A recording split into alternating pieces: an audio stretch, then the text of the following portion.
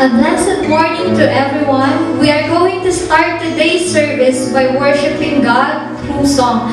But before we proceed to our worship song, I would like to share this verse in 1 Peter 1 Peter 1 verse 5. Sabi po dito, who are kept by the power of God through faith unto salvation, ready to be revealed in the last time. Amen. Hallelujah. We are being guarded by God's power through faith. It's not our faith that is powerful, it is God.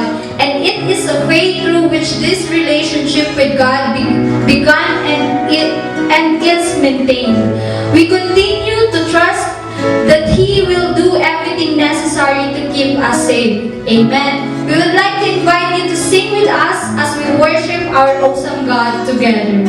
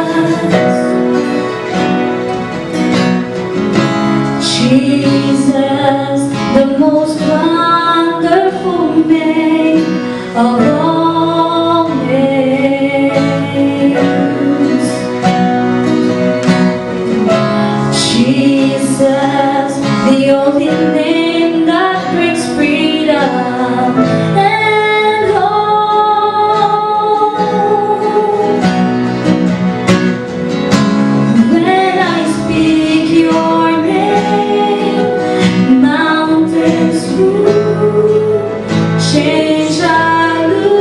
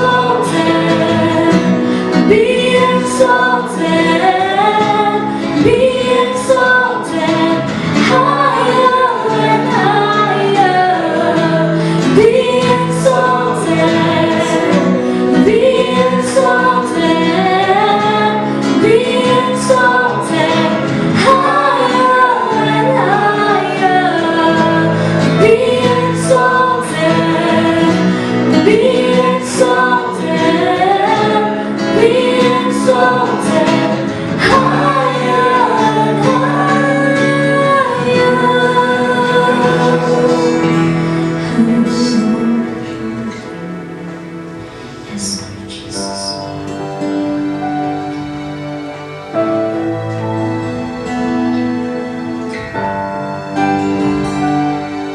You are worthy of it all, Lord God.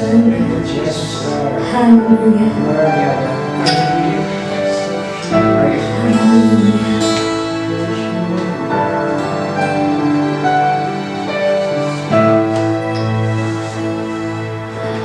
All the saints and angels, they bow before your throne. All the elders cast their crowns before the Lamb of God and sing. All the saints and angels, they bow before your throne.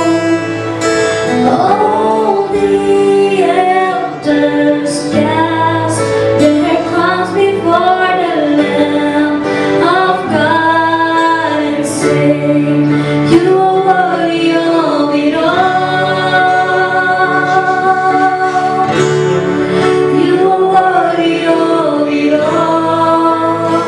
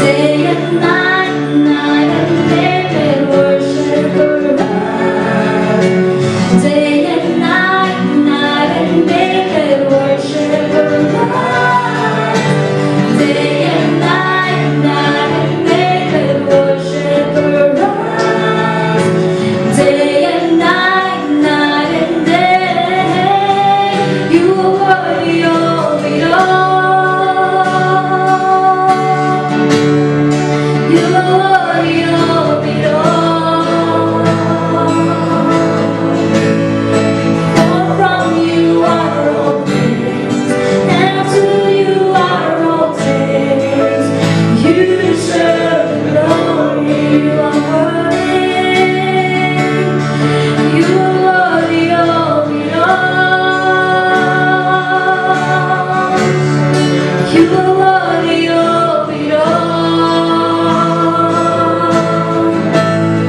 For from you are all things, and to you are all things. You deserve the glory. I exalt thee.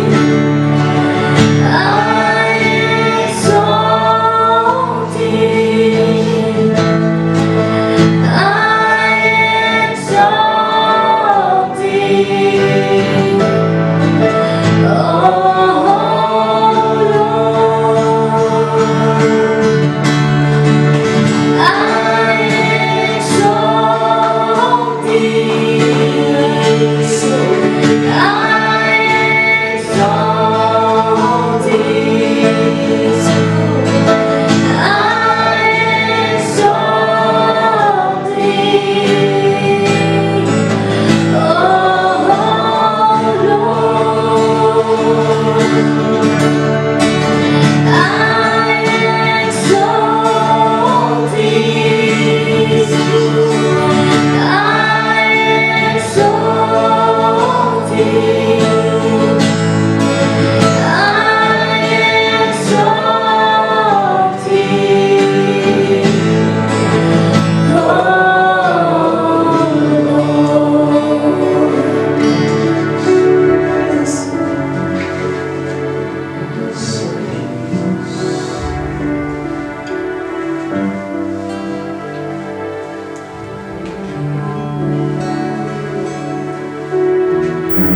Ama namin Diyos, sa pangalan po ng Panginoong Yesus, sa gabay ng banal na Espiritu.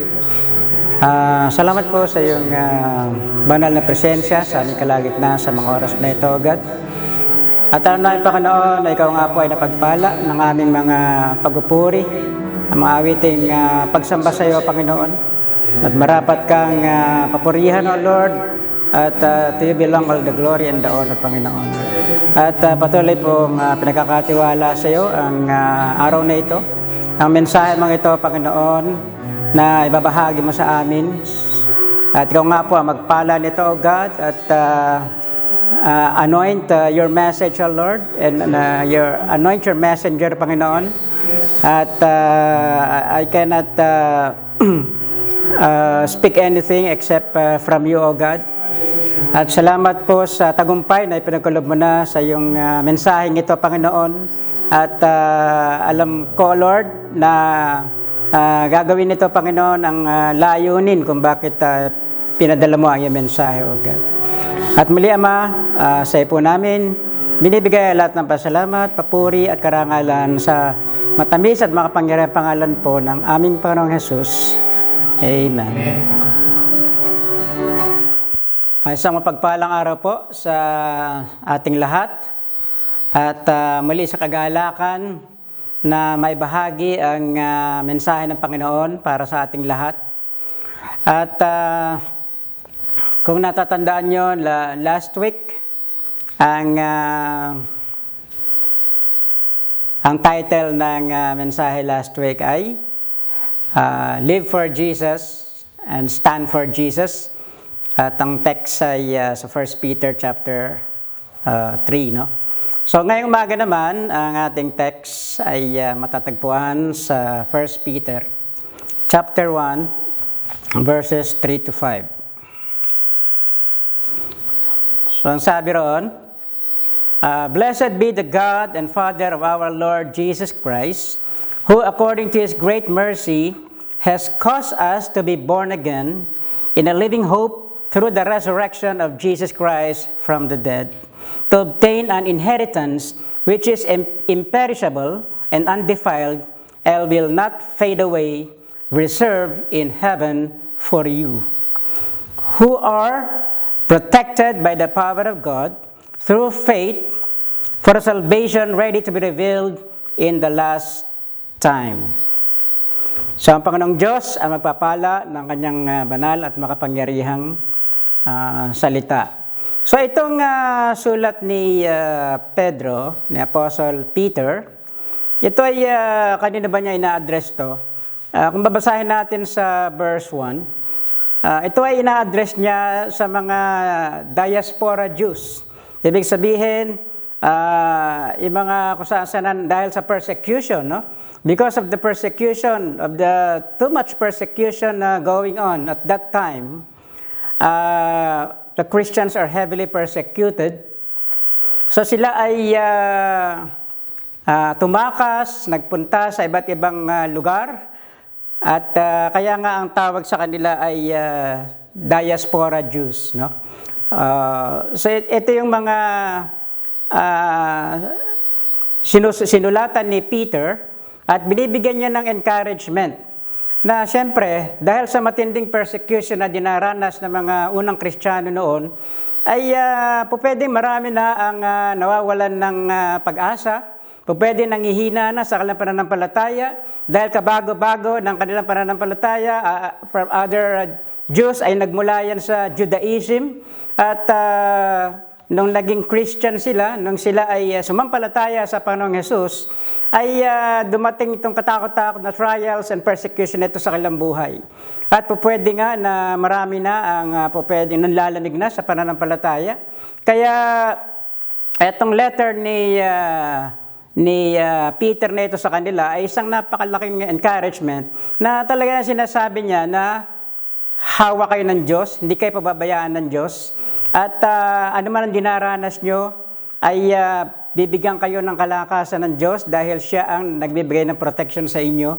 At merong inheritance sa langit na naghihintay sa inyo, na ito ay hindi masisira, hindi mawawasak, at hindi mawawala, at hindi kukupas.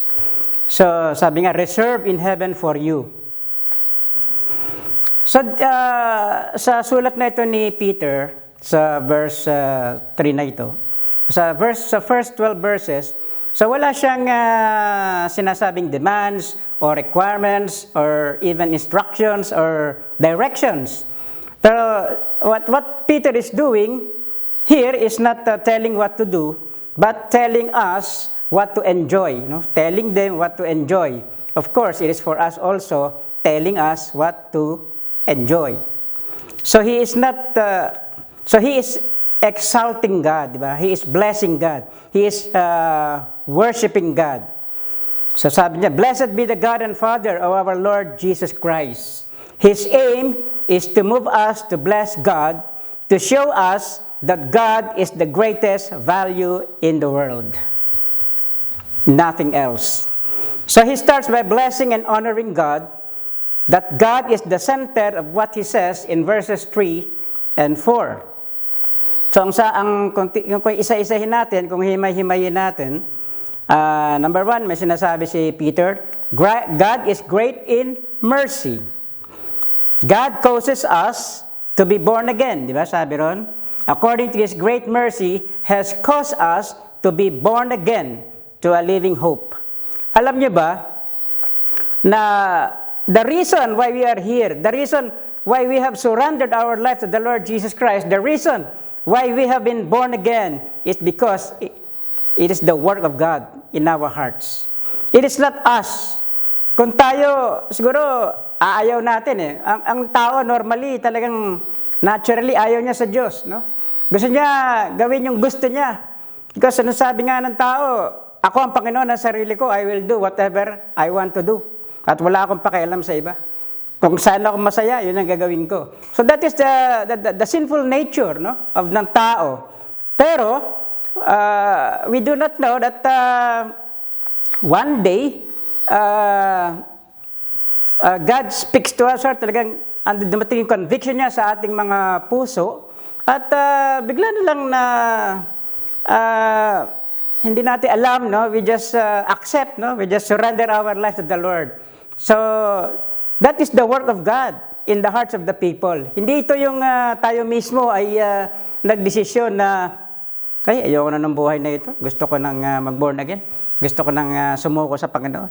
No, that is the work of the Holy Spirit in our hearts. He opened our spiritual understanding. He opened our hearts. And then, bigla na lang naging malinaw yung salita ng Diyos, yung mensahe ng Diyos sa ating mga puso. And whatever Yan mga kaparaanan yung ginamit ng Diyos para tayo maipanganak na muli sa Espiritu. That is the work of God. Kaya nga, ang salvation, it's all from God, no? To God, sa Diyos lamang dapat talaga yung lahat ng glory. Na wala tayong ron. We have no part, no, sa pagiging, sabi natin, Christian natin o pagiging mananampalataya natin. Ito ay gawa ng Diyos sa ating buhay. Hindi ito sa pamagitan ng gawa, dahil we have been born again, we have been saved through faith in the Lord Jesus Christ. No, it is by grace, di ba? And it is the gift of God. Now, we just accept the gift of God, that salvation that He is offering to us. So, He caused us to be born again. Kasi may sinabi pa nga sa John 6, no one can come to me unless the Father draws him to me. And meron din sinasabi sa John 6:37 na all those that the Father gives me will come to me, and whoever come to me, I will never drive away. See? Without the Father bringing us to His Son, ilalapit sa Panginoong Jesus, we will never be born again. So, makita natin, even in the salvation, ay andun yung Trinity, no? Nagwo-work ang Trinity. The Father is drawing us to His Son, and then the Holy Spirit is working in our hearts, convicting us, no, and pleading with us to surrender our life to the Lord Jesus Christ. That's why all glory belongs to God that we have been born again. Amen. And God gives us a living hope. Sabi pa ron, God raised Jesus Christ from the dead, and God promises an indestructible inheritance. So God is keeping that inheritance so that it will never perish or soil or fade. You might believe all the great truth about God na sinasabi rito sa verse 3 hanggang 4, and then worry about one crucial danger not covered here, at least not explicitly. Of course, we can believe that God is merciful. Walang kaduda-duda ron, di ba? You may know that God has caused us to be born again. You may know that God raised Jesus Christ from the dead. You may know that God had promised to keep our inheritance imperishable in heaven. In other words, you know what God has done in the past to give you life, to give us life, and you know what God is going to do in the future to give us our inheritance. But what about now? Kasi it is the time of conversion at yung the time na tatanggapin mo na talaga yung full inheritance mula sa Panginoon, no? That is the beginning, yung ending, yung glorification state. Pero yung in between, paano yun, no? Ngayon. So how about now? What about the time now of the new birth and the final salvation? Ibig sabihin, yung actual na, yung complete na andun ka na sa harap ng Panginoon, andun ka na sa heaven, you are with God forever and ever, no? But what about now? What about the temptations? What about the pressures? What about the problems? What about the stress?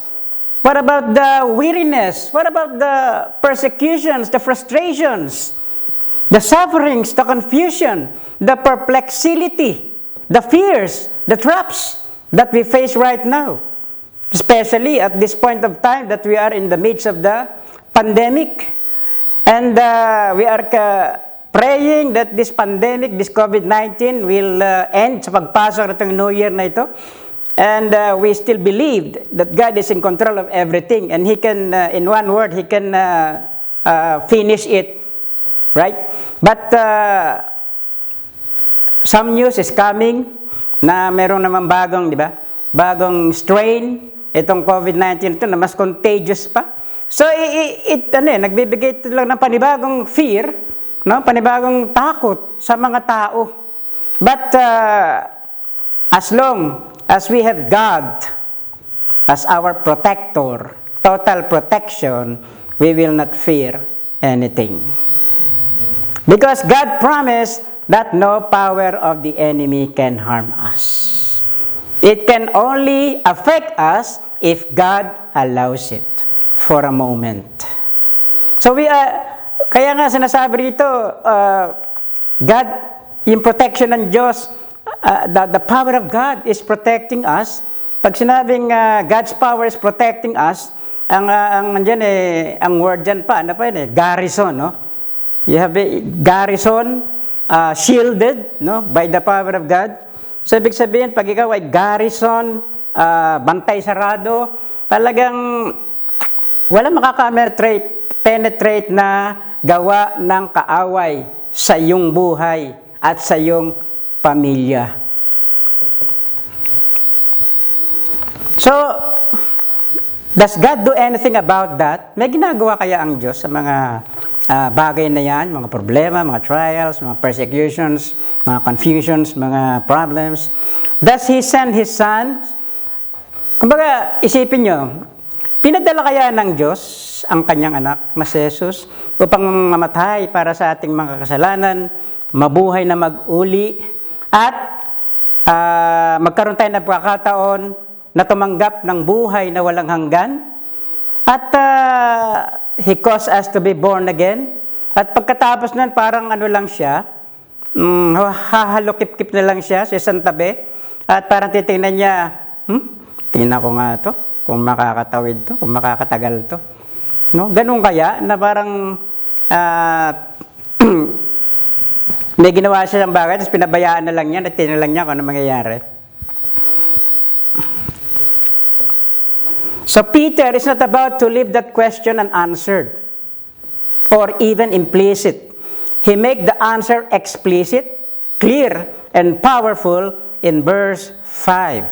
So sabi sa verse 5, those who are born again, those who are in Christ, are protected, now are being protected by the power of God through faith for a salvation ready to be revealed in the last time.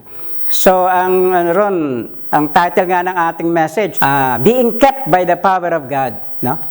Pag sinabi being kept, it is a continuous action, no? From the beginning of our salvation, in the process of our salvation, and to the end of our salvation, pag tayo kinuha na ng Panginoon, nandun ang Diyos at gumagawa sa ating buhay. Kaya nga, we cannot do anything to, kahit na i-maintain ang ating salvation, it's not our work. We cannot do anything. Hindi natin kaya na i-maintain ang ating salvation. Kasi may mga nagsasabi na, lalo na may mga tao na they have no assurance, no, of their salvation. They are Christian, but they have doubt na baka yung salvation nila mawawala, yung salvation nila baka ngayon save sila kinabukasan hindi na kasi nakagawa sila ng kasalanan, no? So natatakot sila na baka nawala na yung kanilang salvation. Actually, it's not like that. Salvation cannot be lost, ba? Hindi yan kukunin, sabi nga, hindi yan kukunin ng Panginoon. Pero, pwede ang isang tao ay tumalikod sa Panginoon. No? Yung tinatawag na mag-apostatize, yung talagang takwil na niya yung kaligtasan ng Panginoon na binigay sa kanya, o talikuran talaga niya ang Panginoon. Yun ang pero alam niyo ba, sabi nga, the love of God is a stubborn love. Hindi ito basta-basta sumusuko. He does not give up. Kasi kung ang Diyos ay madaling sumuko, matagal na tayong wala rito. Sinukuan na tayo ng Panginoon dahil sa mga, sabihin natin, mga pamumuhay naman natin, lagi tayo nagkakamali, di ba? Mga mistakes, mga weaknesses natin. Pero andun pa rin ang Panginoon patuloy na gumagawa sa ating buhay. No? Andun yung conviction, andun na yung pakipag-uusap sa atin. And he nagbigay siya ng kaparaanan paano makakapanumbalik ka agad kapag tayo nakagawa ng kasalanan. No? 1 John 1:9, no? Just acknowledge your sins, confess your sins, and He is faithful and just to forgive you and cleanse you from all your unrighteousness. Diba? Yung genuine repentance ang sinasabi ng Panginoon. Pagtalikod sa kasalanan. And that is the first step in salvation is to repent. Diba? Yung tumalikod sa kasalanan. So, hindi pa pwede yung sinasabi mong isang tao na tumanggap siya sa Panginoon, halimbawa, mayroon siyang kinakasama na hindi naman niya asawa, then tumanggap siya sa Panginoon, sasabihin niya, tumanggap siya sa Panginoon, okay na to. Tapos hindi naman niya iiwanan yung kinakasama niya, mamumuhay pa rin siya sa immoral na kaparaanan, ibig sabihin nun, hindi totoo yung sinasabi niyang nagsuko siya ng buhay sa Panginoon. Asan na repentance doon, di ba? Kaya nga pagtalikod sa kasalanan, at hindi ka lang tatalikod sa kasalanan, unti-unti kang lalayo sa kasalanan. Bakit? Kailangan mong lumayo. Dahil kung tumalikod ka lang, nandun ka pa rin. Pagharap mo uli, andun na naman yung kasalanan. Kailangan lumayo ka sa kasalanan sa tulong ng Panginoong Hesukristo. Sa tulong ng Banal na Espiritu sa ating buhay.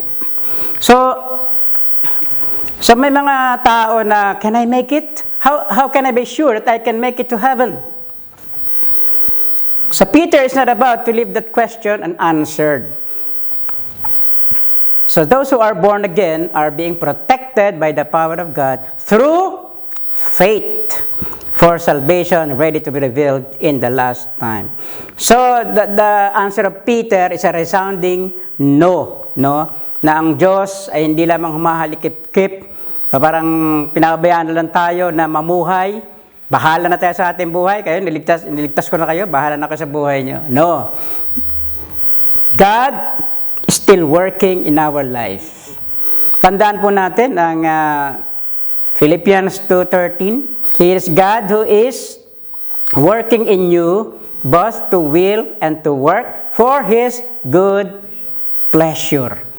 It is God. Yung kaya tayo nakakapamuhay ng ayon sa kalooban ng Panginoon is because God is binibigyan tayo ng kalakasan. Kasi kung sa atin lang, we cannot do it. So God does not just stand back after He has caused us to be born again. He uses His divine power to protect us all through this life for the salvation ready to be revealed. Ibig sabihin ng salvation ready to be revealed, we are saved now. Yung tinatawag dito, yung final, parang final appearance, no? Na nasa harap na tayo ng Panginoong Diyos at matatanggap na yung, kung ano man yung inheritance, yung mga pamana na nag-iintay sa atin sa kalangitan. So what Peter wants us to see here is that God means for His people to be profoundly secure in Him. He wants us to trust God. He wants us to feel that God Himself is doing everything that must be done to guarantee our final, eternal salvation. So every day of our life, God is protecting us. So meron dalawang example ng mananampalataya. Yung isa ay dahil wala siyang assurance sa kanyang salvation, talagang ginagawa niya sarili niyang effort, nagpapakabait siya, umuhay siya na may kabanalan, talagang nagpapakabuti siya. Dahil natakot siya na baka pag nagkasala siya ay hindi siya makarating sa langit. No? So wala siyang assurance, wala siyang kapayapaan dun. So anytime pwede siyang mawala, parang ganun. No? At isa naman, may isa namang mananampalataya, or hindi naman siya tunay na believer, palagay ko. Kasi, sasabihin niya, one time, tinanggap ko Panginoon, nagsuko ako ng buhay sa Panginoon. And then, sabihin niya, anyway, God is faithful, at mahal niya ako. So, siguro, ano man ang gawin ko sa buhay ko, di man ako sumunod sa Kanya, mamuhay ako ng commit ako ng immorality, ng lahat ng kasalanan, ganyan. Pag namatay ako, sa langit pa rin ako. Diba? Yan yung mga, may ganong katuruan, yung tinatawag na once saved, always saved. Ano man ang gawin nila sa kanilang buhay. No? And that is not biblical. No? Kasi imposible yun. Sabi nga ng Hebrews, imposible na yung mga nakatanggap na ng kabutihan ng Diyos, nakaranas ng kapangyarihan ng Diyos, nakilala talaga ang Panginoon, at tumalikod pa, ano pa ang naghihintay na, paano pa sila makakapanumbalik? Yung mismong dahilan na pwede sila maligtas, tinalikuran na nila. So, sinasabi rin sa Hebrews 6 na yun, na imposible. So, sabi nga ni Apostle John din, di ba? Those who are born of God cannot continue to live in sin. No? Yung mga anak ng Diyos talaga ay hindi na mamumuhay sa kasalanan. Ayaw na niya ng kasalanan. Hindi na siya masaya sa kasalanan. Kasi ang binibigyan naman ng assurance ng Biblia, ng salita ng Diyos, yung mga totoong Kristiyano. Yung mga totoo, yung mga genuine. So, hindi binibigyan ng assurance ng Biblia yung mga sanguso lang, Kristiyano sanguso, pero hindi sa puso. Diba? So, ang pinag-uusapan natin dito, yung genuine na Christian. Yan ang binibigyan talaga ng assurance ng Panginoon. So, sa unang example, wala siyang katiyakan, kaya by his own effort, mini-maintain niya, no? Sinisikap ng i-maintain yung kaligtasan na natanggap niya, which is impossible dahil talagang in our flesh, in our own effort, talagang babagsak at babagsak tayo, no? Without the power of God working in our life. It is impossible. So it's not it's not for us even maintaining that salvation. Sa Diyos pa rin. Ang Diyos pa rin ang talagang kumikilos sa ating buhay para hindi tayo bumagsak, hindi tayo mawala, hindi tayo tuluyang manlamig. Dahil paminsan-minsan nanlalamig, pero andyan pa rin ang Panginoon, napakabuti at napakabait at talagang He caused us gumagawa siya ng mga bagay na tayo ay muling mag-init, di ba? He uses circumstances, He uses people, tayo muli makabalik, no? Mag-init uli sa ating pananampalataya. Kaya nga, napaka-importante talaga kung meron tayong mga nakikita, mga nababalitaan, mga nanlalamig na mga kapatiran, talagang iyaan natin sa panalangin yung mga yan, no? Hindi natin bibitawan sa panalangin. So, ang isang magandang illustration, isang bata, mag-ama sila. So, naglalakad sila sa karsada. And then yung bata, siguro mga 3 years old, hawak-hawak niya ang higpit ng hawak niya sa kamay ng tatay niya kasi natatakot siya na siya ay mapawalay sa tatay niya, kung ano mangyari sa kanya. Nakahawak siya sa tatay niya na mahigpit. Pero paminsan-minsan nakakabitiw siya kasi napapagod siyempre, maliit lang yung kamay niya. Nakakabitiw siya, ilang beses siya nakakabitiw, pero napansin niya, yung tatay niya, hawak pala siya. Yung makabitiw man siya, hindi siya kasi hawak siya ng tatay niya na mahigpit. So, nung napansin ng bata yun, na lang siya, yung nag-trust na lang siya sa kanyang ama na hindi siya pababayaan dito. Hindi na siya talagang sa kanya sarili kumakapit na mahigpit. Parang ganoon din tayo. No, sabihin natin, kapit tayo sa Panginoon, pero darating ang Diyos, darating ang panahon, ang time na parang nangihina tayo, nakakabitiw tayo, di ba? Pero kahit makabitiw tayo, hindi tayo binibitawan ng Diyos. So, ganun kabuti ang Panginoon. So, ang tanong, what is God protecting us from? Kasi God is protecting us through faith, di ba? Saan tayo pinaprotektahan ng Diyos? Tingnan natin. There is salvation ready to be revealed. We are saved now, but our salvation is not complete. Ibig sabihin, complete, yung final completion, pagkaharap na natin ang Panginoon. Na kung saan, andun na yung inheritance na undefiled na matatanggap natin. There is much more grace and glory to be experienced. We are not yet crossed the chasm.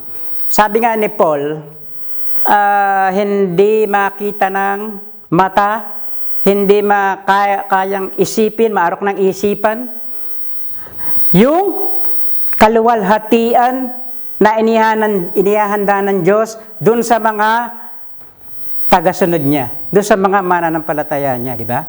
Eyes have not seen, the minds have not, hindi maarok. Yung kalwalhatian, yung glory, hindi maubos maisip. Ano yung kalwalhatian na yan, nag-iintay para sa mga tunay na kanyang mga mananampalataya. There is danger on the way to salvation in heaven because we need ongoing protection after our conversion. Because salvation is not a one-time event. It is a process. Parang isang bata, di ba? Isang sanggol, pinanganak. Nananatili ba siyang sanggol? Hindi, di ba? Siyempre, dadaan siya sa proseso, unti-unting lumalaki. Kailangan pakainin, kailangan na painimin ng gatas, di ba? Alagaang mabuti. So, ganun din ang tayo na ipanganak na muli, sanggol. May process, no? Unti-unti tayo ay we are moving forward. So our security does not mean we are home free. Na parang we will be in heaven, parang walang problema, no? You know, everybody know that being a Christian, we enter into a battle. There is a battle to be fought. Because we have an enemy. Hindi lang si Satan ang ating enemy. The world is our enemy, and even our sinful nature is our enemy. So every day, there's a battle to be fought. And we cannot defeat this battle without the help of the Holy Spirit in our life. Ang sabi nga ng Panginoon, yes, there is a battle, but I will fight for you. All we have to do is to stand and believe that God is here, that God is with us. No? Sabi nga, be still and know that I am God. Just like example in the Old Testament, merong malaking battle silang hinaharap physically, malalakas yung kanilang kalaban, pero ang sasabihin ng Panginoon, paunahin nyo yung music team, no? Music ministers. And then sila magpupuri lang at aawitin, no? Tutugtog. And then kumikilos na ang Diyos at yung mga kaaway nila, sila mismo ang nagpapatayan. So parang ganun. Just be still and trust God because He is fighting for us. All we have to do is to pray, di ba? To focus our minds, our hearts on the Lord Jesus Christ, no? So there is a battle to be fought, and in this battle, we need protection and help far beyond what we can supply for ourselves. And God has promised in His Word, diba sabi niya ron, the weapons of our warfare are not carnal, but they are strong and powerful to bring down strongholds. And also, He supplies us with the, sinasabi sa Ephesians, yung baluti ng, ano tawag doon? Armor of God, di ba? Tinatawag na baluti ng Diyos, yung armor of God. Yung binigay niyang protection. Gamitin natin, no? Kapag tayo naharap sa laban. Spiritual battle, of course. At sabi nga noon, sabi doon, di ba? After you have done all, just stand. Di ba? Huwag kang susuko, ibig sabihin noon. Because yung victory, sabi ng Panginoong Jesus, I have overcome the world. Tinalo ko na ang sanlibutan. So yung victory na yun, ipinagkaloob na sa atin ng Diyos. And all we have to do is to maintain that victory.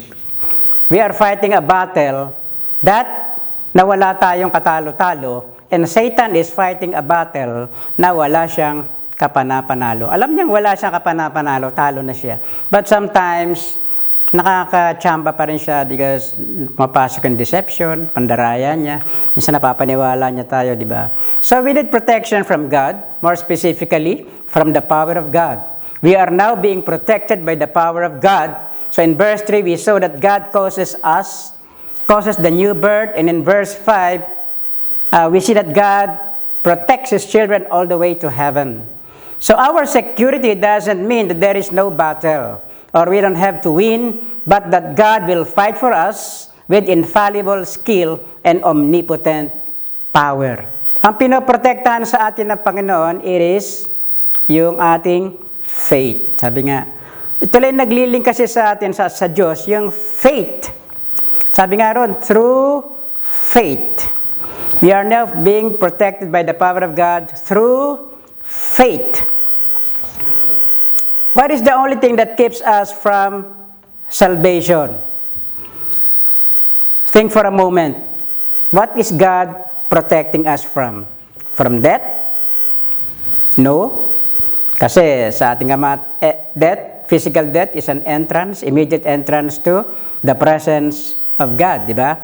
To be absent from the body is to be present with the Lord. So, death won't keep us from salvation. It takes us straight to heaven. So, we don't need protection from that. Suffering? No. We don't need protection from suffering because suffering is part of the Christian life. Persecution, trials, problems, part of life, part of the Christian life. So, and suffering also, may purpose ang suffering is to refine our faith. Na parang ginto. Yung ating pananampalataya ay parang ginto na dinadalisay sa pamagitan ng apoy.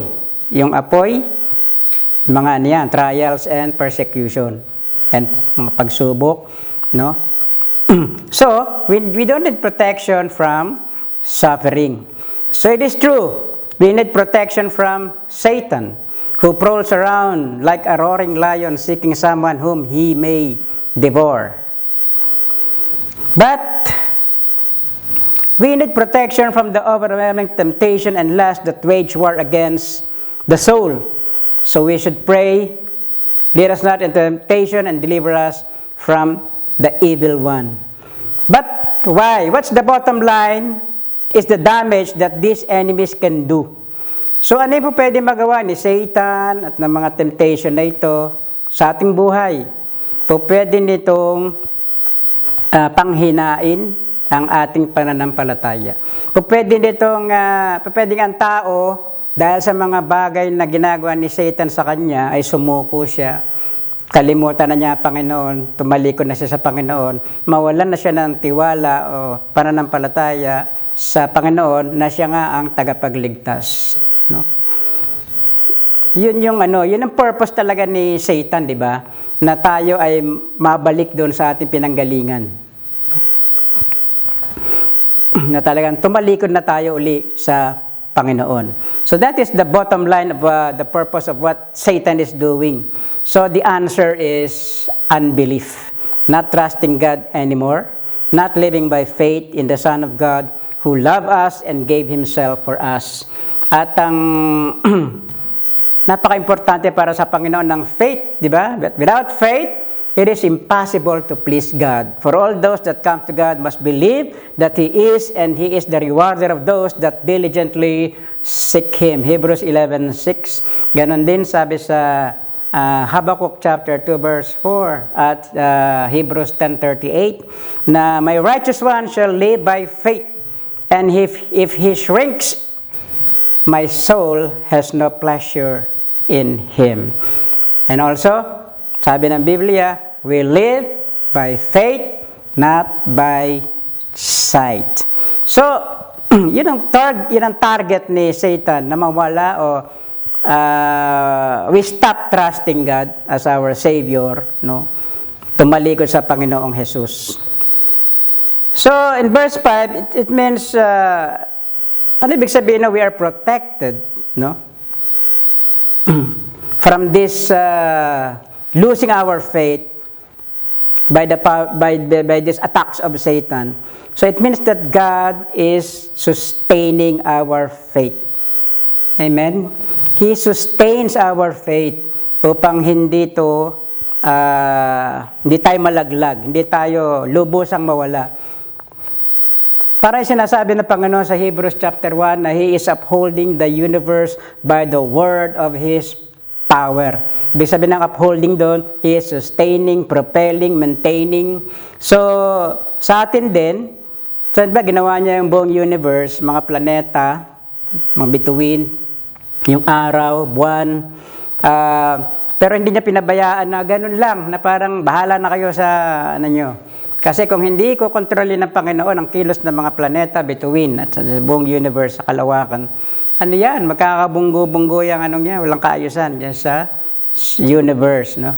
So, ibig sabihin, He is upholding, maintaining, and propelling. So, ginaguide niya sa pamagitan ng word of His power. Sabi niya dito sa Saturn, o diyan ka lang, yan lang ang linya mo. At dito sa Earth, diyan ka lang, yan ang linya mo. Diyan ka lang magre-revolve, diyan ka lang iikot, no? Yung sariling axis mo. And even yung mga meteors, mga kung ano-ano, it is guided by the God, no? By the word of His power. Kasi mga meteors na yan na nagkalat dyan sa kalawakan, pwede yan na anytime, pwede bumangga sa Earth yan, di ba?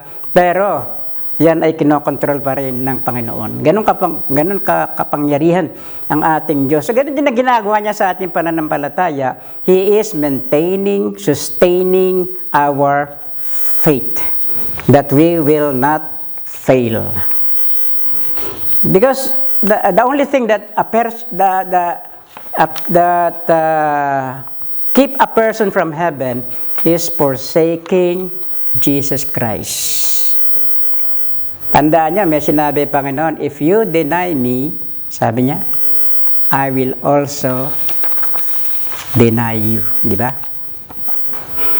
And turning to other hopes and other treasures. So to protect us, God prevents that. He inspires, He nourishes, He strengthens, and builds our faith. Because He is the author and finisher of our faith. Amen? Jesus Christ is the author and finisher of our faith. Siya ang nagbigay ng faith sa atin, kaya nga tayo nagkaroon ng faith because God gave us that faith. In Romans chapter 12:3, sabi ron, and God has given everyone a measure of faith. So that's a gift from God. Faith, hindi ito nagmula sa atin.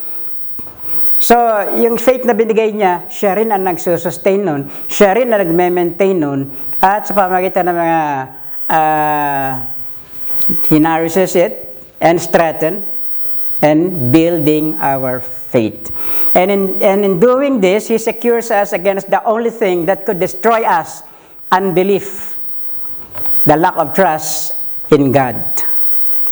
So this is very different from the sinasabing kahit na yung full security, kahit na nagawin ko, ligtas na ako eh. Di ba? Kahit mamatay ako ngayon, kahit makasalanan ako, sa langit pa rin ako kasi ligtas na ako, tumanggap na ako sa Panginoon. So, hindi totoo yung mga ganong na born again. Sa salita lang yun. Dahil sa bandang huli, sasabihin ng Panginoon, di ba? Hindi lahat ng tumatawag sa akin ng Panginoon ay papasok sa kalangitan. Kahit sabihin pa lang, Lord, ito pa maginawa namin para sa iyo. Ito, nagpalayas kami ng demonyo, nagpagaling ka na may sakit sa pangalan mo.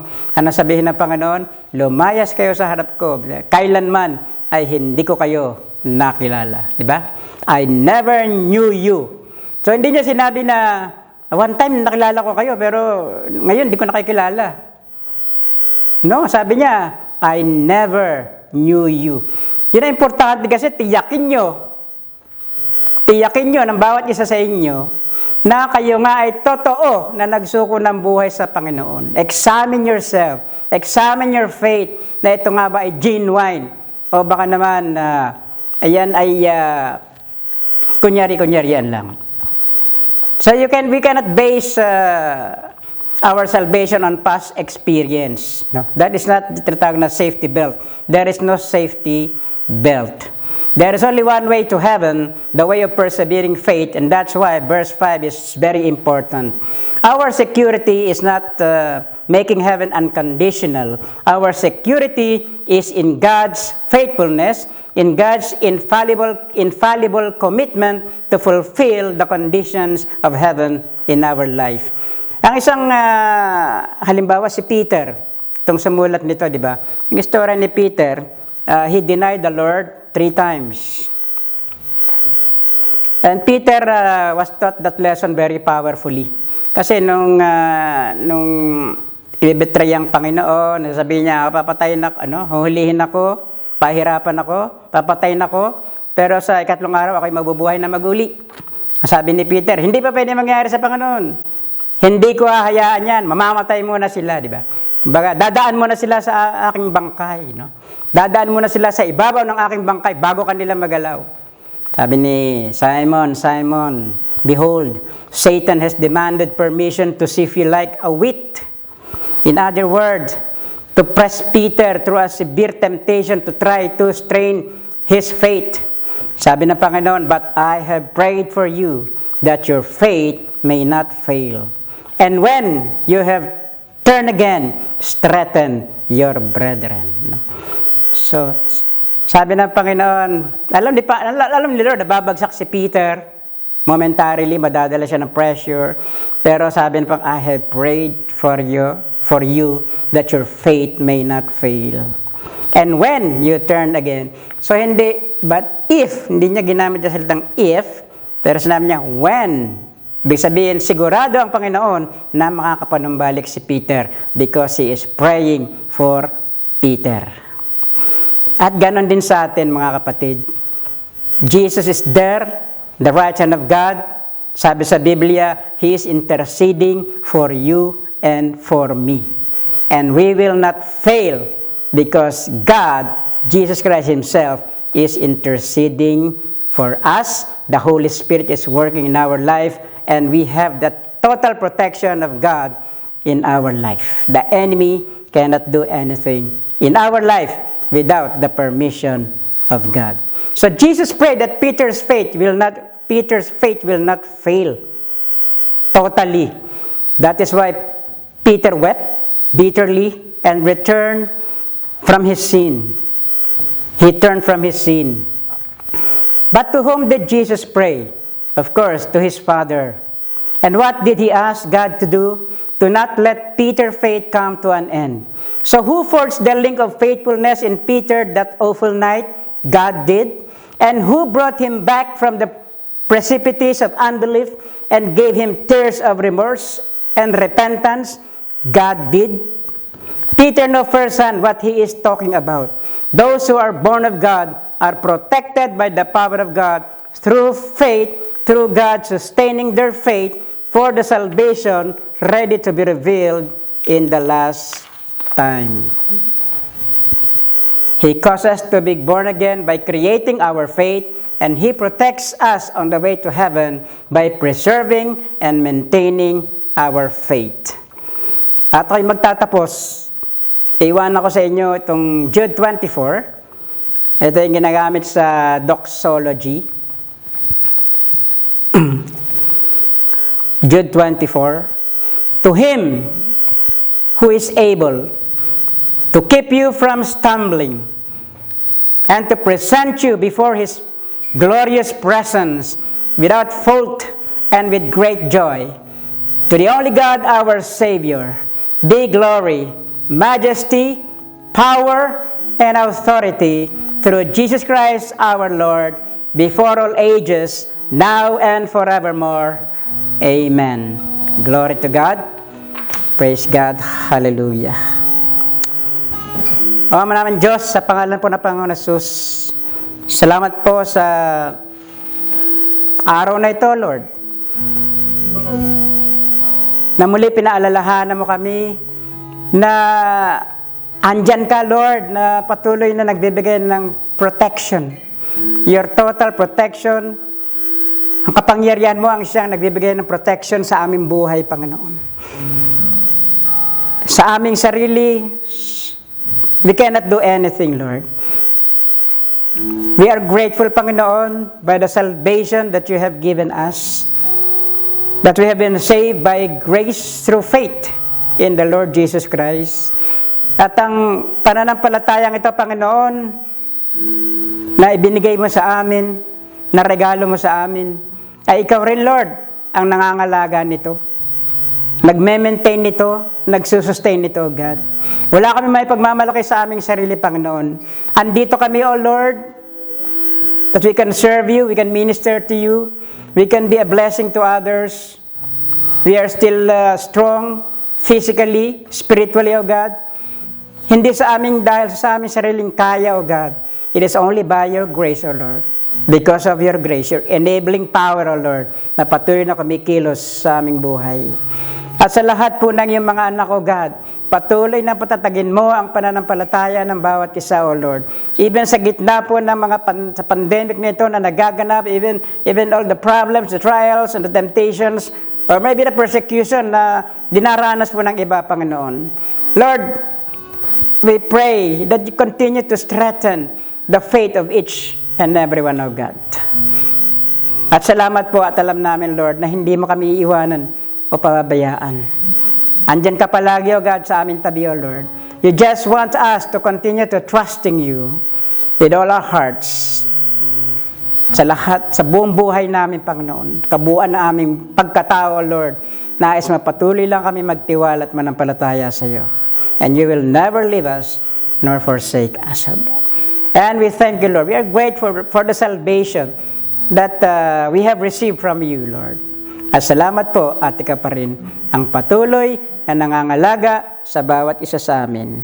At amang Diyos, muli sa iyo namin binabalik ang lahat ng pasasalamat, papuri at karangalan sa matamis at makapangyarihan pangalan ng aming Panginoong Hesus. Amen. Let us welcome this year by keeping Jesus Christ as a focal point of our celebrations. May we all have a great year and a wonderful time ahead. on behalf of your JCLGIM family.